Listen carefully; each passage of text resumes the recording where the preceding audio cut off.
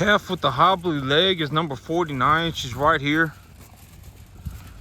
I was trying to get her over to the loading pen, but the other cattle were just standing at the gate right there. They were in the back last night, and so she was just standing there, and she wouldn't come up to the loading pen, and so she was hobbling around. And so, you know, this morning I figured, well, I'm gonna have to see what I'm gonna do. But this animal right here, you can see this animal right here, she's bloating very badly.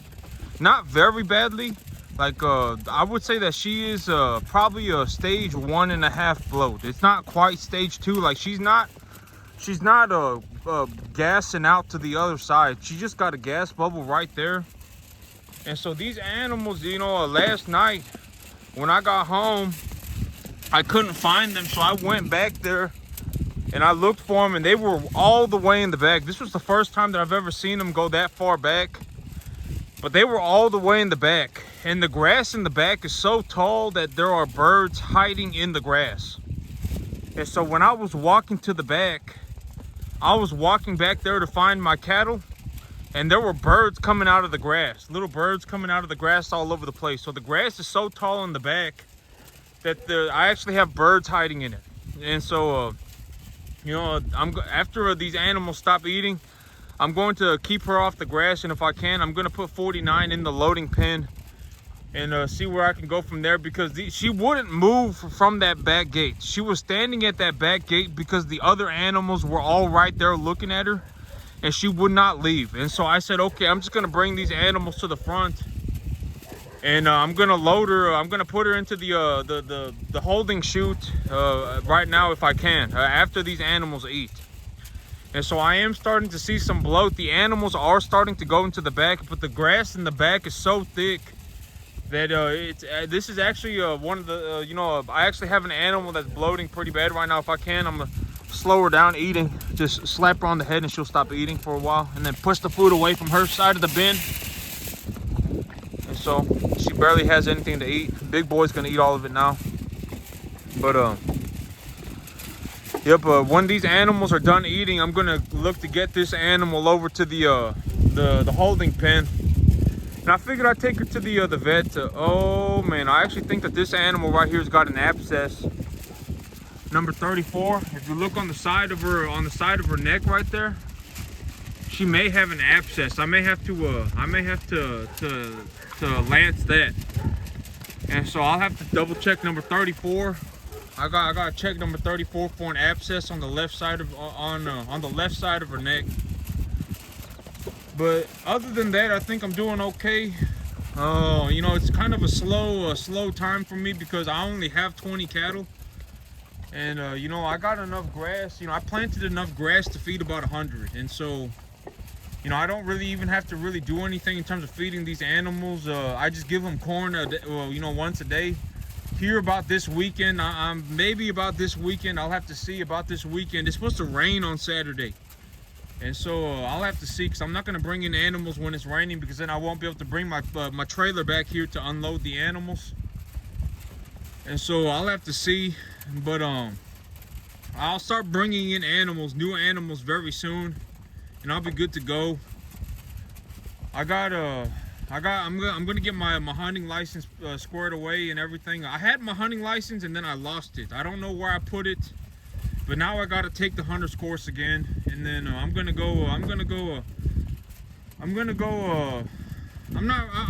call it I'm not gonna really call it hunting. I'm just gonna go walk through the woods with a gun, and if I find something that I can shoot, I'll shoot it, and then I'll eat it, right? I mean, but I'm just gonna put some you know, an extra set of clothes, maybe a sleeping bag. It depends if I'm going to stay out there overnight. I'll probably put a sleeping bag in just in case. Strap a couple things of water to my chest, and just take my gun and just walk into the woods for a day, you know, for 24 hours. And yep, I need to lose a little bit of weight. My family has a history of having heart disease, and I've read that for every 10 pounds overweight that I am, it increases my chances of having heart disease by like 10%. So if my chance of having if my chances of having a heart disease is like 1%, if I'm 10 pounds overweight, it now becomes 1.1%, right?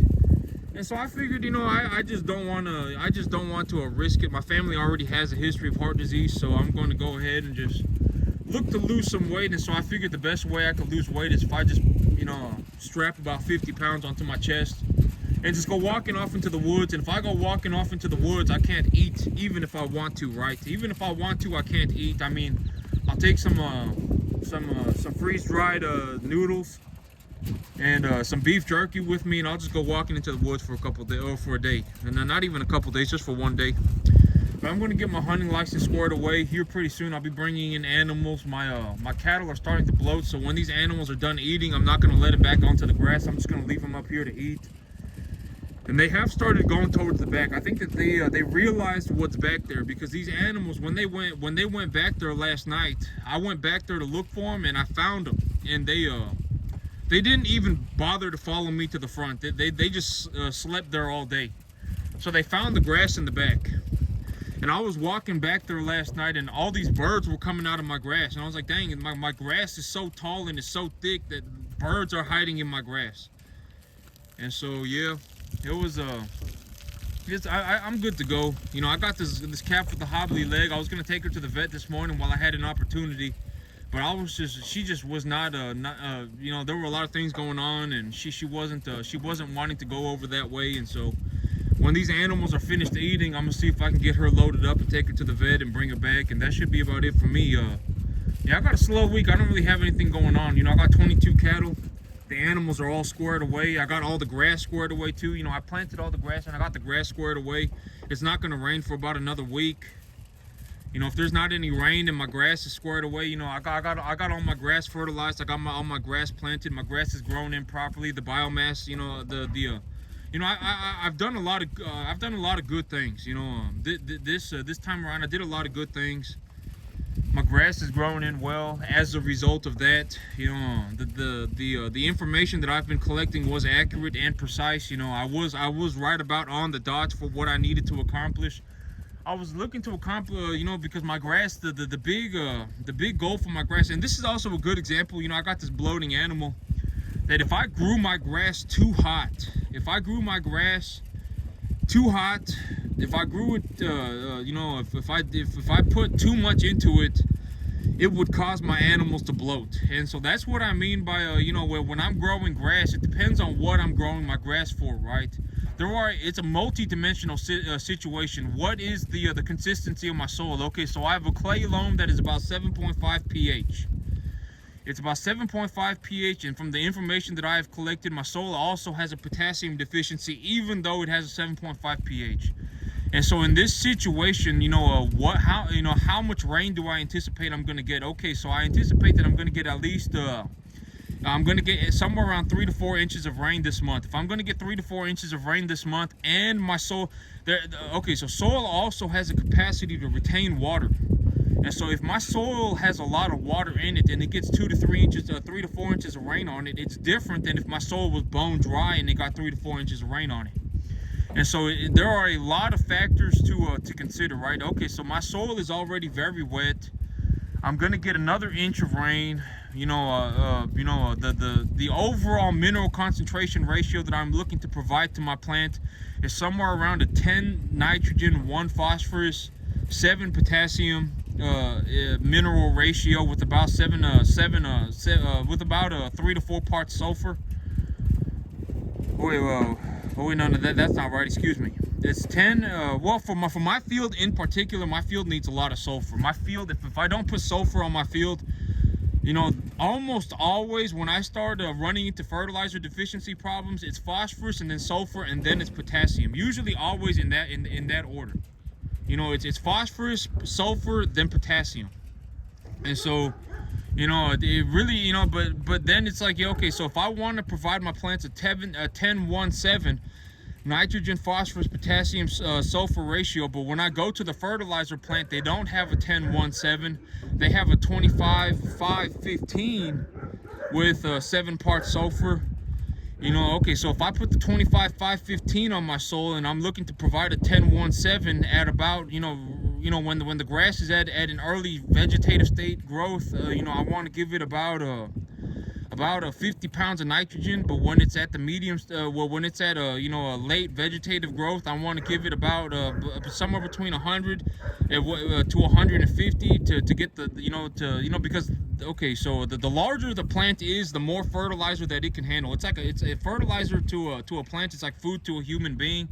If the plant is relatively larger, then the larger plant can usually handle more fertilizer. So it's like the bigger human being can usually eat more food. It's the same thing. And so depending on what stage of development the grass is in, depending on what the natural soil the natural soil characteristics that I have, the natural characteristics of the soil, and then depending on the weather, and it's also depending on the cultivar of grass that I'm growing. How do I mesh all of this together so that and what am I looking to accomplish? That is also that's the final thing that I come up with. What is the big goal? And the big goal is to provide these animals a free choice forage, right? It's not like I'm going to go through and cut this field for hay. I'm not going to cut the field for hay. And so, and as the grass develops and as the grass grows, it's like, okay, so at this point in time, the grass needs a little bit more, the grass can naturally handle more fertilizer. It will grow, it will accumulate biomass at a faster rate in terms of overall mass gain a day. And the weather conditions are going to be, let's say I'm going to get some rain, and it really depends. That these things that they don't know, it's not like I just show up and I throw fertilizer on the ground and I throw grass seed on the ground, and my cattle just walk out onto it, eat it, and everybody, and it's like, oh man, la la land time. That's not how these things work. It really depends. It really depends. And so, well, if I were going to put it in a way so that okay, because me, this is why I don't tell people go and do this exact thing. This is why I always say I don't give advice, because I can't give advice. I don't know what's going on with the person, right? I don't know what's going on with their farm. I don't know what's going on with their field. I don't know what they've done to their field so far. I don't know what they're looking to accomplish. I don't know. It really depends. And so but that's the the way that I think about how do I grow my grass, right? How do I grow my grass? I have to consider all these things. What is the final goal of my grass? What kind of soil am I working with? What are the weather conditions? What is the cultivar of grass that I am growing? All of these things. These are things that I need to consider, and then I need to mesh it all together to make one final plan. And in terms of the grass this year, the grass and the business aspect of my farm, I did very well. I got a boatload of grass out here. I got so much grass out here. I mean, it's kind of ridiculous. And yep, that's it for me today, YouTube. Y'all have a good one.